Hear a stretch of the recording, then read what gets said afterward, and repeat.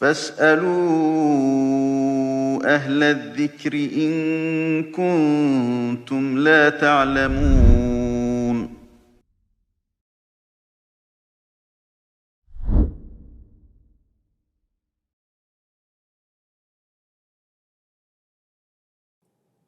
Assalamualaikum warahmatullahi wabarakatuh. Alhamdulillahi rabbil alamin. Wal aqibatu lil muttaqin. Wala udwana illa 'alal zalimin. Asyhadu an la ilaha illallah wahdahu la syarikalah. Wa asyhadu anna sayyidana Muhammadan abduhu wa rasuluh, amma ba'd. Sidang penonton dan juga pendengar yang saya kasihi, alhamdulillah, dalam qiraatul fatwa pada kali ini sekali lagi kita bincangkan dengan satu tajuk yang dikemukakan kepada kami, iaitu pengurusan mayat musuh peperangan. Apabila berlaku kancah peperangan sebagai contoh, apa yang berlaku di bumi Gaza dan beberapa tempat yang lain, bagaimana sebenarnya dan apa tindakan kita terhadap mayat-mayat musuh ini. Pertamanya, kami nyatakan bahawa memerangi musuh Allah yang mengancam keselamatan umat manusiawi merupakan suatu kewajiban bagi umat Islam. Wajib membasmi mereka sehingga mereka pupus atau hina dina dalam keadaan menyerah diri. Benarlah firman Allah Ta'ala, A'udzubillahi minasyaitanirrajim. قاتلوا الذين لا يؤمنون بالله ولا باليوم الآخر ولا يحرمون ما حرم الله ورسوله ولا يدينون دين الحق من الذين أوتوا الكتاب حتى يعطوا الجزية عن يد وهم صاغرون.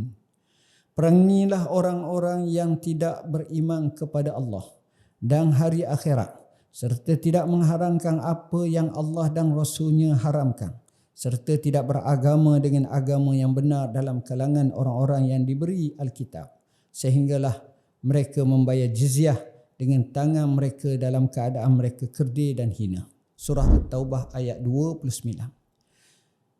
Kembali kepada isu mengebumikan jasad manusia, merupakan arahan Allah kepada manusia apabila ada salah seorang manusia yang meninggal dunia. Allah Subhanahu wa Ta'ala merakamkan kisah Habil dan Qabil selepas keduanya itu telah terbunuh salah seorang, yakni Habil dibunuh oleh Qabil. Keadaan Qabil tidak mengetahui apa yang sepatutnya dibuat. Lantas firman Allah, faba'atsallahu ghuraban yabhasu fil ardi liyuriyahu kaifa yuwari sawata akhihi. Qala ya wailata a'ajaztu an akuna misla hadzal ghurab fa uwariya sawata akhi fa asbaha minan nadimin. Kemudian Allah Subhanahu wa taala hantarkan seekor burung gagak menyuruhnya mengorek-ngorek di bumi supaya diperlihatkan kepada Qabil bagaimana cara menimbus mayat saudaranya. Qabil berkata, wahai celakanya aku, alangkah lemahnya serta bodohnya aku. Aku tidak tahu berbuat seperti burung gagak ini supaya aku dapat menimbuskan mayat saudaraku. Kerana itu menjadilah dia dari golongan orang-orang yang menyesal. Surah Al-Ma'idah ayat 31. Justru nas ini jelas menunjukkan kepada kita bahawa adanya upacara mengebumikan mayat. Mengebumikan jasad manusia juga merupakan fitrah insan yang dilakukan ke atas mana-mana manusia apabila mereka meninggal dunia, sama ada Muslim atau kafir. Imam Al-Qurtubi berkata, maka perbuatan burung gagak itu menjadi sunnah yang kekal dilaksanakan dalam kalangan manusia. Ia wajib ke atas setiap manusia dengan tuntutan fardu kifayah. Sesiapa yang melaksanakannya dalam kalangan sesebuah masyarakat, maka kewajipan itu gugur daripada sebahagian yang lain. Orang yang paling wajar melaksanakannya adalah kaum kerabat, kemudian jiran, kemudian seluruh umat Islam. Adapun orang kafir, mengikut riwayat Abu Daud daripada Ali, beliau berkata, aku berkata kepada Nabi SAW, sesungguhnya bapa saudaramu, seorang tua lagi sesat, telah meninggal dunia. Baginda SAW bersabda, pergikanlah dan kuburkanlah bapamu, Kemudian jangan lakukan apa-apa sehingga kamu kembali kepadaku. Maka aku, yakni Sayyidina Ali pun pergi menguruskan pengebumiannya dan kemudian kembali kepada baginda.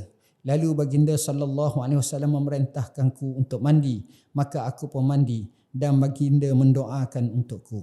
Lihat Al-Jami' li Ahkamil Quran, juzuk yang ke-6, halaman 143. Berhubung dengan persoalan di atas, yakni pengurusan mayat musuh dalam peperangan, kami tegaskan bahawa mayat musuh peperangan yang berstatus kafir harbi tidak dikebumikan dengan terhormat seperti pengebumian mayat pahlawan atau prajurit umat Islam. Bahkan boleh dibiarkan, dihinakan, dicampak di dalam mana-mana lubang yang buruk dan busuk untuk menghinakannya, asalkan ia tidak mencemari pemandangan dan persekitaran. Pengarang Al-Mawsu'ah Al-Fiqhiyah Al-Kuwaitiyah menukilkan para ulama Syafi'iyah menegaskan bahawa mayat kafir harbi tidak wajib dikebumikan. Bahkan ada pendapat dalam mazhab melarangnya. Jika sudah dikebumikan, maka ditinggalkan. Lihat Al-Mawsu'ah Al-Fiqhiyah Al-Kuwaitiyah, jilid yang ke-21, halaman 11. Kita tidak wajib untuk mengebumikan mayat musuh dalam peperangan kerana mereka adalah kafir harbi.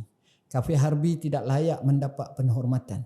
Manakala pengebumian adalah salah satu perbuatan untuk memberi penghormatan terakhir.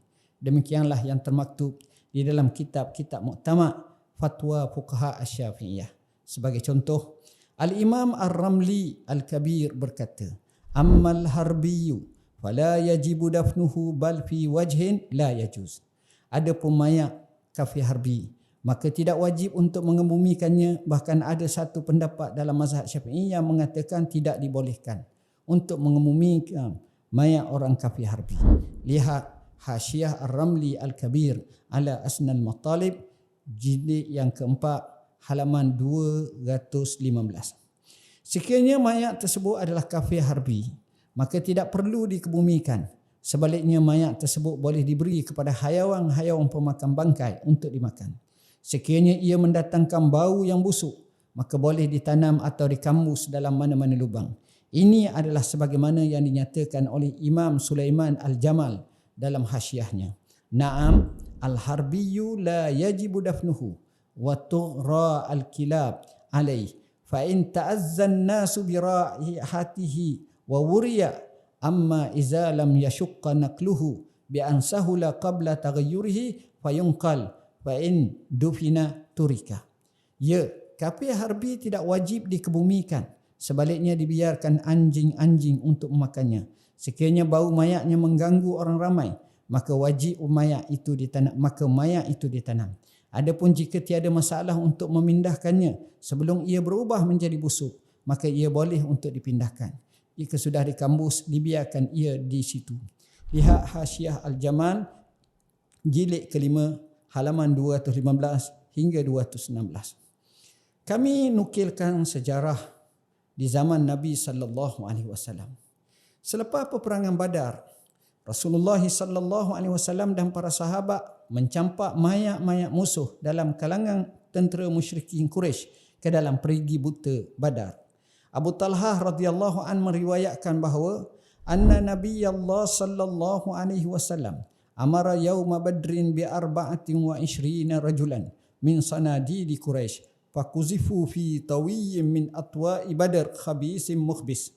Nabi SAW memerintahkan ketika perang Badar agar 24 tokoh pembesar Quraisy yang mati dilemparkan ke dalam perigi Badar yang busuk dan menjijikkan. Riwayat Al-Bukhari dan juga Muslim. Al-Imam Ibnul Mulaqqin berkata tentang hikmah arahan Rasulullah SAW agar para sahabat mencampakkan mayat musuh ke dalam perigi. Jika engkau bertanya, apakah makna di sebalik arahan melemparkan semua mayat ke dalam perigi buta tersebut? Daku katakan, antara sunnah Rasulullah SAW dalam peperangan baginda, apabila terjumpa mana-mana mayat manusia, baginda akan mengarahkan agar ia dikebumikan dan tidak bertanya siapakah manusia tersebut.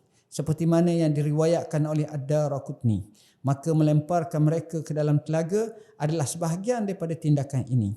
Namun Baginda sallallahu alaihi wasallam tidak suka membebankan para sahabatnya dengan banyaknya bilangan mayat. Jadi menarik mereka ke dalam perigi adalah lebih memudahkan kerja mereka. Kebetulan telaga itu digali oleh seorang lelaki daripada Bani An-Nar. Lalu itu lebih menjadikannya perigi tersebut sesuai untuk mereka. Lihat Tawdih li Syarhi Jami' As-Sahih, jilid yang ke-21 halaman 45. Semua mayat tentera musyrikin dicampak kecuali mayat Umayyah bin Khalaf yang dibiarkan sahaja kerana jasadnya sudah hancur dan dagingnya sudah berderai jika digerakkan. Imam Ibn Hisham meriwayatkan menerusi sanadnya daripada Hisham bin Urwah daripada Aisyah radhiyallahu anha menceritakan, lamma amara Rasulullah sallallahu alaihi wasallam bil qatla an yutrahu fil qalib turihu fihi illa ma kana min Umayyah ibn Khalaf fa innahu intafakh fi dir'ihi famala'aha fazahabu liyuharrikuhu fatazayala lahmuhu faaqarruhu wa alqaw alaihi ma ghayyabahu min at-turab wal hijarah. Ketika mana Rasulullah SAW memerintahkan supaya mayat-mayat tentera musyrikin dihumbang ke dalam perigi buta, mereka pun dihumbangkan ke dalamnya kecuali mayat Umayyah bin Khalaf. Ini kerana tubuhnya telah mengembung dalam baju berisinya besinya sehingga memenuhinya. Apabila mereka cuba menggerakkannya, dagingnya terurai. Jadi mereka membiarkannya dan menutupnya dengan tanah atau mengkambuskannya dengan batu-bata dan tanah untuk menutupinya. Lihat Sirah Ibn Hisham, jilid yang kedua, halaman 291 hingga 292. Kesimpulannya, dapatlah kita katakan bahawa mayat kafir harbi iaitu yang memerangi umat Islam, khususnya dalam peperangan sebagai contoh, tidak perlu untuk dihormati atau dikebumikan dengan tertib.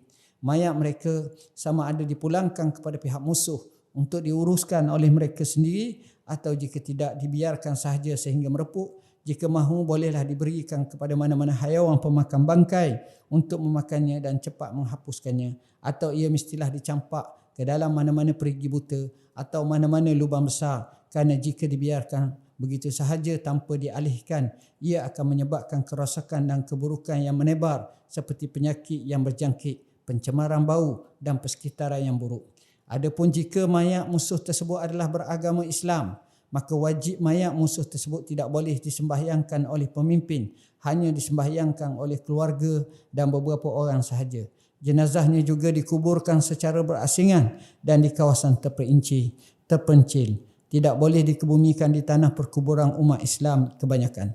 Hal ini kerana mereka adalah Muslim yang menzahirkan dosa besar dengan memberontak ke atas pemimpin yang dikenali sebagai bughah, dan ada hukumnya yang disebut sebagai ahkamul bughah. Semoga Allah Subhanahu Wa Taala mengurniakan kepada kita kefakihan dalam beragama, kekuatan untuk melaksanakan amal soleh serta kebahagiaan di dunia dan akhirat. Sesungguhnya dialah yang maha berkuasa lagi segala sesuatu atas segala sesuatu, dan dia jugalah yang maha melindungi orang-orang yang soleh. Sesungguhnya dialah sebaik-baik pelindung dan penjamin. Kami akhiri dengan doa, Allahumma inna nas'aluka mujibati rahmatik wa azaima maghfiratik wassalamata min kulli ism wal fawza bil jannah wan najata minan nar. وصلى الله على سيدنا محمد وعلى آله وصحبه وسلم والحمد لله رب العالمين والسلام عليكم ورحمة الله وبركاته.